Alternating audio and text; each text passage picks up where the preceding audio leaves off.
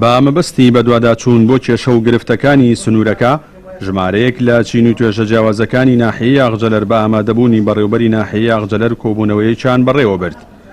لا کۆبوونەوەکەدا گفتوگۆ لەسەر کێشە و گرفتەکانی ناوچەکە کرا، بە تایبەتی کێشەی ڕێگەوبانی سنوورەکە و دواکەوتنی کردنەوەی فەرمانگەی کارتی نیشتیمانی لە ناحیەکەدا.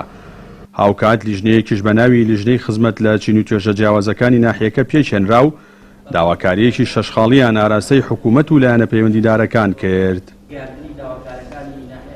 ئێمە وەک خەڵکی ئەم ناوچەیە داوا لە حکوومەتی هەرێمی کوردستان نەکەین. ئەگەر وەفاتان بۆ شەهیدەکانمان هەیە، ئەگەر پێزانینتان هەیە بۆ قوربانیانەی کە خەڵکی ئەم ناوچەیە داوێنە، ئەوە ئەم خاڵانەی خوارەمان بۆ جێبەجێ بکەن. یەکەم چاکردنی ڕێگای ئاغجەلەرکانی شەیتان، دوو بە گەشتیاریکردنی ناوچەکانی نزیک ئاوی گۆبتەپە، سێ دروستکردنی بەنداو لە سنوورەکە بۆ زیاتر پەرەپێدانی کەرتی کوشتوکاڵ، کردنەوەی فەرمانگەی کارتی نیشتیمانی لە ناحیەی ئاغجەلەر، باشترکردنی ڕەوشی تەندروستی لە ناحیەی ئاغجەلەر، ئاوردانەوە لە وەرزشکاران و لاوانی سنووری ناحیەی ئاغجەلەر.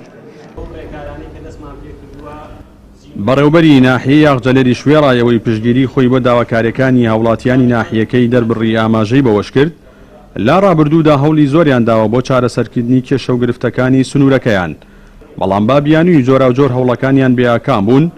وتیشی لە ئایندەیەکی نزیکدا ژمارەیەک ئەندامی ئەنجومەنی پارێزگای سلێمانی بە مەبەستی بەدواداچوون بۆ کێشە و گرفتەکانی ناحیەکە سەردانی سنوورەکە دەکەن. ئێمە لە بەڕێوەبەری ناحیەی ئاغجەلەر پشتگیری تەواوی داواکاریەکانیانەکەین و ئەوان لێرە داوایان کرد. ئێمە هەمومان بە نووسراوی فەرمی ئاراسی لایەنی پەیوەندیدار کردووە، توانم بڵێم ڕێگاوبانەکان بودجەی تایبەتی بۆ تەرخانکراوە، بەڵام بەداخەوە تا ئێستا نەچواتە بواری جێبەجێکردنەوە.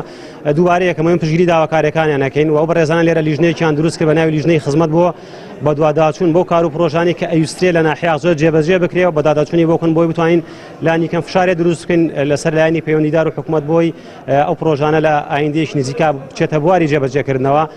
بەندا لەم هەفتەیەدا سەردانی بەڕێز وەزیری ئاوادانکردنەوەم هەیە، ئەو داواکاریان ئەوەی پەیوەندی بە ڕێگاوبان و ئاوادانکردنەوەی سنوورەکەەوە هەبێ خێنە بەردەست بەڕێزیان.